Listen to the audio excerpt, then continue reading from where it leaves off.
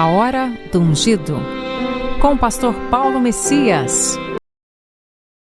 Olá, meus amados irmãos e irmãs, a quem vos cumprimento com a graça e com a paz do Senhor Jesus. Eu sou o pastor Paulo Messias, da Igreja Videira de Canaã, Goiânia, Goiás, Brasil, para o mundo, chamado por Deus para pregar o Evangelho da Graça, para curar os enfermos, para libertar os cativos. Mas antes de orar com você, gostaria de compartilhar uma palavra de Deus, fluindo no Espírito. Preste atenção, filho. Deus é atraído pela sede de uma pessoa. Sede é desejo. A natureza da glória de Deus é o ouro. O ouro não é um mineral comum. Ele é valioso. Não é um produto de transformação. Não encontramos em qualquer lugar. Não se trata de algo barato. Ouro é a manifestação da presença gloriosa do Espírito em nosso meio. Em João capítulo 7, encontramos o capítulo do Espírito Santo. Jesus fala de suas obras como rios de água viva. João capítulo 7, do verso 37 ao 45, diz assim: No último dia, o grande dia da festa, levantou-se Jesus e exclamou: Se alguém tem sede, venha a mim e beba. Quem crê em mim, como diz as Escrituras, do seu interior fluirão rios de água viva.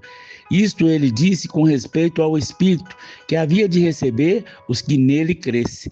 Pois o Espírito, até aquele momento, não fora dado, porque Jesus não havia sido ainda glorificado. Então, os que dentre os povos tinham ouvido essas palavras diziam: Este verdadeiramente é o profeta. Outros diziam: Ele é o Cristo. Outros, porém, perguntavam: Porventura, o Cristo virá da Galileia? Voltaram, pois, os guardas à presença dos principais sacerdotes e fariseus, e esses lhe perguntaram: Por que não o trouxeste? Responderam eles: Jamais alguém falou com este homem. A vida está no Espírito. O rio está em você. Você é uma fonte que jorra. Quando se tem uma fonte, não há mais escassez. Quando se tem um rio, você expandirá a fartura. O que eu estou falando não é uma experiência de cristão especiais, mas a experiência de todo cristão comum. Outros param por ter sede quando nos tocam ou continuam com sede. Se os outros reclamam do seu sofrimento, nós também reclamamos. Se outros se sentem tristes, nós também nos sentimos tristes. Se outros confessam seus fracassos, nós também confessamos nossos fracassos. Não seremos rio de água viva, mas deserto seco. Precisamos urgente do mover do Espírito para abençoar essa terra. A festa dos tabernáculos. O significativo, o fato de que Jesus falou no último dia sobre a sede e os rios de água viva na festa dos tabernáculos. Nesse dia, o ritual era esplêndido. Os sacerdotes desciam até o tanque de Siloé e voltavam num cortejo para derramar água sobre o altar, agradecidos pela chuva para a colheita. Enquanto caminhavam com os músicos, eles recitavam o Salmo 118. Rendei graças ao Senhor, porque Ele é bom, porque a sua misericórdia dura para sempre. O último dia aponta para o fim das coisas. Tudo que é da carne tem um fim e se torna cansativo e seco. Há muita água, mas nenhuma satisfação. Jesus gritou: Na verdade, você ferou. Quem tem sede, declarando que tudo que é natural esgota, acaba e não produz satisfação. É como um vinho no casamento de Caná da Galileia. Ele acabou porque toda alegria natural acaba. Sem sede, sem mudança, o conformismo com o presente nunca alterará o seu futuro. Você não muda o que tolera. Existe uma tolerância, não arrogância, como presente para quem mudanças ocorram. Quando a festa natural acaba, temos a chance de buscar o sobrenatural. Deus chega quando atingimos o limite natural. Moisés chegou ao extremo do deserto, então recebeu o chamado. Lá em Lucas capítulo 1, verso 53, encheu de bens os famintos e despediu os vazios, os ricos. Deus enche de bem os famintos. Você nunca sairá vazio da presença de Deus. Ela sempre satisfaz. Jesus disse que alguém quiser fazer a vontade dele, esse conhecerá ele. João capítulo 7, verso 17. Se alguém quiser fazer a vontade dele, conhecerá a respeito da doutrina, se ela é de Deus ou se falo por mim mesmo. Você não pode viver sem água. Uma pessoa pode viver 30, 40 dias sem comida, mas dificilmente há uma semana sem água. Estima-se que bebemos 2,4 litros de água por dia, em média.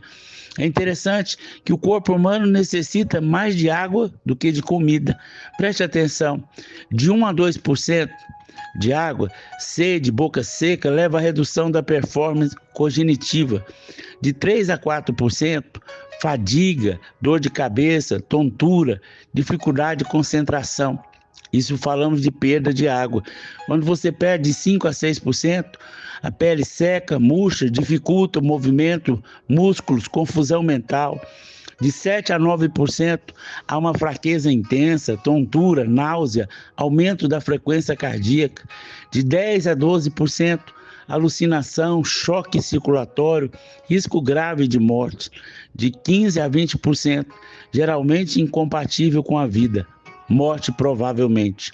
No capítulo 6 de João, lemos sobre o maná celestial e no 7 encontramos a água da vida. Essa sequência não acontece por acaso. Ela pode ser também vista em Êxodo 17, onde lemos sobre o maná, e no capítulo 18 vemos as águas saindo da rocha ferida. Também em Gênesis, observamos que havia a árvore da vida, mas também há registro do rio fluindo. Em Apocalipse 22, está o rio de água vida, que sai do trono de Deus, e nas suas margens está a árvore da vida com seus 12 tipos de frutos. É fácil observar, por esses exemplos, que o pão da vida está sempre associado com a água da vida. Logo percebemos que o pão do céu, o rio de água da vida, começa a fluir de nós. Quando o Senhor Jesus estava na cruz, um dos soldados feriu seu lado com uma lança. Imediatamente saiu sangue e água. João 19, 34. Isso indica que somos primeiros redimidos e depois recebemos o Espírito. Muitos veem somente o sangue que flui do lado ferido do Senhor, mas não a água. Como beber do Senhor, pastor? O nosso crescimento espiritual depende completamente de aprendermos a comer e a beber do Senhor. O comer e o beber consiste em se exercitar o nosso espírito para termos comunhão com o Senhor. Gostaria de falar para você 5 princípios básicos para fluirmos no Espírito. O primeiro deles é ter sede. No último dia da grande festa, levantou-se Jesus e exclamou: se alguém tem sede, venha a mim. João capítulo 7, verso 37. Em Apocalipse capítulo 21, verso 6, no capítulo 22 e verso 7, a água da vida é oferecida para aqueles que têm sedes. Milhões de cristãos hoje não têm sede do Senhor. Eu diria que esse é o grande problema da igreja. Nesses dias, falta de sede espiritual. Quando a nossa fome e a nossa sede acaba, é certo que nós devemos estar doentes. Muitos têm tentado comer e beber sem ter fome e sede, mas é fácil perceber quem está comendo com fome e quem não está. É só olharmos a sua face. Quem come sem ter fome é religioso. É como uma criança que não quer comer, mas é forçada pela sua mãe. Sua face demonstra o desprezar diante da comida. Que todos nós tenhamos um coração desejoso, uma face de gozo cada vez que nos achegarmos diante do Senhor. A segunda coisa, temos de achegar ao Senhor. No último dia da grande festa, levantou-se Jesus e exclamou: se alguém tem sede, venha a mim e beba. João 7,37. O Senhor convida os sedentos para chegarem a Ele. É bom termos sedes, mas precisamos nos achegar ao Senhor constantemente. É um princípio básico, que eu sou quem eu me encho do Espírito, e não o Espírito que me enche, independente da minha vontade. A ordem bíblica é: enchei-vos, enchei-vos. Se eu não me encher, serei como aquela virgem nécia da parábola das 10 virgens. O ter azeite depende exclusivamente de mim. Se eu não me encher, o Senhor não fará também. Mas se eu me achego constantemente a Ele, então verei a fonte a jorrar para a vida eterna. Terceiro, tenho que pedir ao Senhor.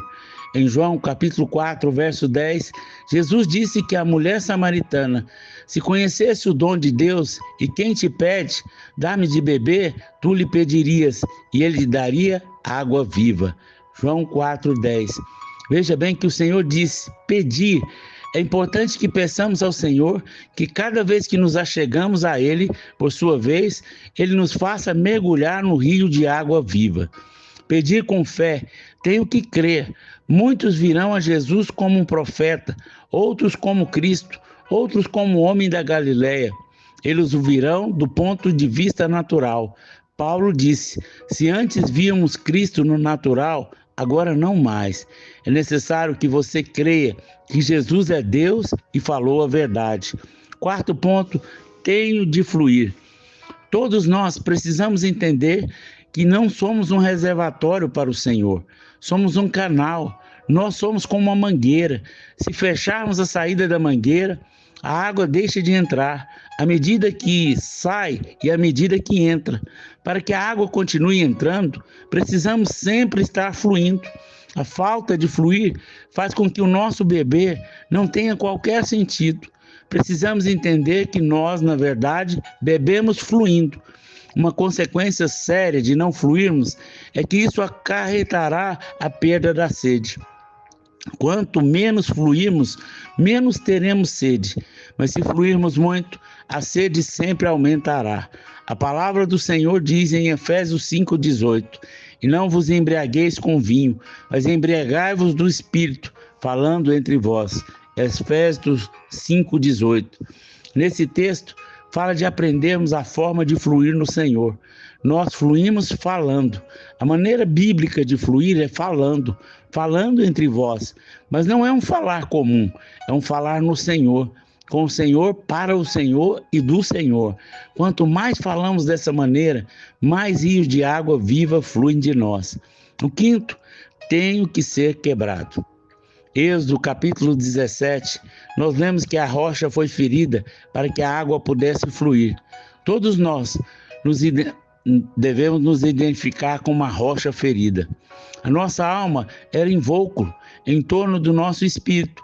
Para que a vida de Deus que está no nosso espírito possa fluir, a alma tem que ser quebrada. A experiência de todos nós que estamos com o coração contrito e quebrantado, fluímos muito mais no Senhor. No Salmo 34, verso 18 diz: perto está o Senhor dos que têm o coração quebrantado e salvos de espírito oprimido. Se falharmos em todos os pontos anteriores, o último recurso de Deus é promover um grande quebrantamento na nossa vida. O quebrantamento da alma é necessário para que a vida seja liberada. A alma é o maior empecilho para o fluir do Espírito. Amém? Pai, em nome de Jesus, teu Filho amado, graças eu te dou por essa palavra, que onde ela chegar, seja gerado no coração dos meus irmãos sede e fome da tua palavra, sede e fome de fluir no Espírito, que nós possamos fluir constantemente no Senhor. Guarda-nos, Pai, que tenhamos sede, desejo da tua presença, em nome de Jesus. Amém, amém e amém. Meus amados irmãos e irmãs, você que foi abençoado com essa mensagem, comente aí no nosso canal, nos ajude a divulgar para que mais pessoas fluam no Espírito. Se você foi abençoado e deseja ser um semeador do nosso ministério, aí tem o número do Pix, pelo qual você pode fazer uma oferta generosa, sempre crendo que tudo que você semear, você vai colher. Não do mesmo jeito, não da mesma maneira, mas Deus vai multiplicar na sua vida. Seja um semeador, nos ajude a levar pessoas para o encontro, nos ajude a ofertar a cesta básica para aqueles que nada têm. Eu tenho certeza que Deus vai multiplicar a sua sementeira em nome de Jesus. Amém, amém e amém.